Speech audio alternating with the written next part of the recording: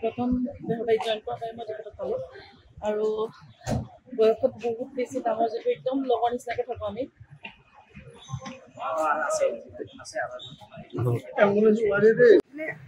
তেওঁ চবতে ক'বলৈ গ'লে আমাৰ গোটেই টিমৰ চবতে আটাইতকৈ মানে মৰমৰ আছিলে তেওঁ মানে ইমান সহজ সৰল নিজৰ লগতে বিজি হৈ থাকে সদায় আৰু মানে মোৰ বিশ্বাস এইকাৰণে হোৱা নাই দুদিনমানৰ আগত এটা প্ৰগ্ৰেমৰ কাৰণে তেখেতৰ লগত মই কথা পাতিছিলোঁ মানে তেখেতক মই ফোন কৰিছোঁ যে বস্তুটো এনেকৈ এনেকৈ প্ৰগ্ৰেম আছে আমি যাব লাগে তেখেতে মানে মোৰ লগত পাতিছে প্ৰগ্ৰেম কৰিব যাম বুলি বাট ঘপককৈ দুদিন পিছত তেখেত যে নাইকিয়া হৈ যাব মই কেতিয়াও ভবা নাছিলোঁ তেখেতে কৈছিল মোৰ তাতো অসুস্থ তথাপিও মই কৰিম দে প্ৰগ্ৰেম তেখেতে মই তেনেকৈ কৈছিল কিন্তু বিশ্বাস হোৱা নাই বৰ দুখ লাগিছে আৰু বসুধাৰ এই মুহূৰ্তত নাই সেই কথাটো আমি ভাবিবই পৰা নাই কাৰণ সেইটো অসমৰ সাংস্কৃতিক জগতখনৰ বাবে বৰ দুখৰ কথা আৰু আমাৰ দেহৰ বাবে অতি মানে অভাৱ এটা আৰু কি ক'ম আৰু এতিয়া আমি সকলো আছোঁ মানে ভাবিব পৰা নাছিলোঁ তেনেকুৱা হ'ব আমাৰ গোটেইখিনি আছে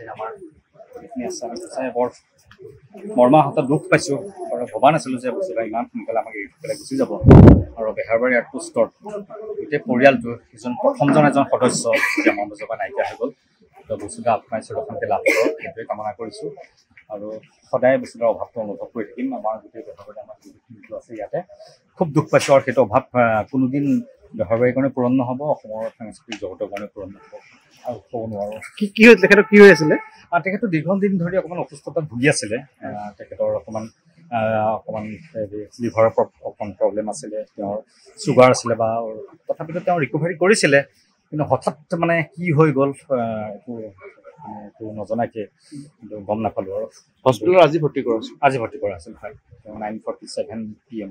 কিমান সময়ত ঢুকালে 9:47 মানত বুলি কৈছে আমাৰ কথাতে পাইছে আৰু সঁচাকৈ আমি খুবেই দুখিত খুবেই মৰ্মাহত কি ক'ম আৰু সময়ত বৰ বিশেষ একো ক'বলগীয়া নাথাকে তেওঁক বহুত কম দিনৰ কাৰণে পাইছিলোঁ যদিও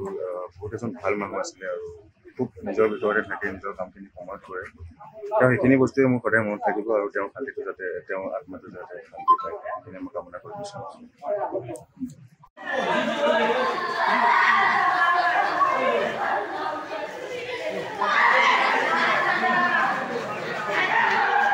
যিকোনো খবৰৰ বাবে যোগাযোগ কৰক 7099017330 লগতে 7099017110 নম্বৰত।